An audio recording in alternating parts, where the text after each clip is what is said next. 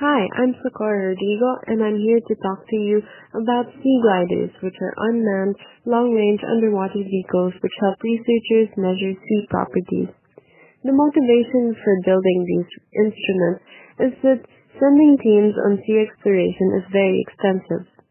So you can imagine just how revolutionary it is to have a machine like this. What's great about them is that they require so little battery. The reason why sea gliders use so little battery is that they don't have propulsion systems. Instead, they use their buoyancy to move. They pump fluid in and out of an external bladder, changing their densities. And that's how they move up and down. Now, there are all these different designs of sea gliders all over the world, but most of them have stationary fins and rudders that translate this vertical, buoyancy-driven motion into horizontal. Remember that battery pack I mentioned? Both to turn left and right, they rotate these packs clockwise and counterclockwise. To control their tilt forward and backward, they shift the battery packs forward and back in a range of around 10. Because of this range of motion, up, down, left, right, forward, researchers can tell gliders where to go, and they swim there in cycles of oscillating down and then floating up the water column. They usually dive down around 1 kilometer and float back up, presumably closer. There are all these different designs, but most have stable, low-drag, hydrodynamic shapes. Most of them surface periodically to get their GPS positions, send collected data, and receive new instructions. Certain sea gliders were developed in scientific research laboratories and then licensed to other companies. For example, the gliders of iRobot were initially developed by the University of Washington.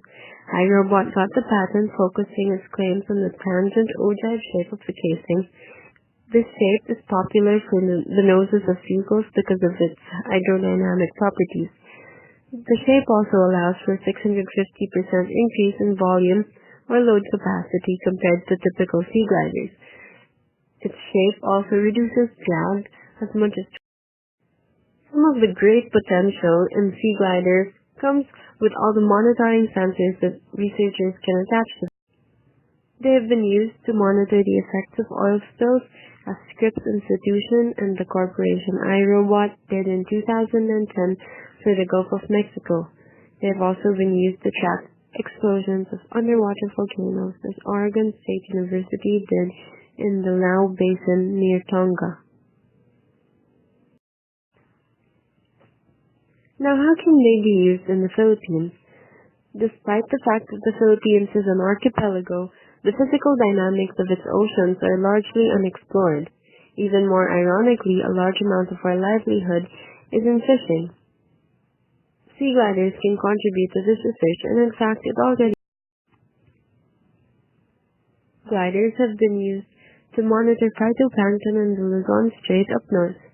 Studies have also been conducted about what happens to large-scale currents like the Kuroshio when they hit the Philippines.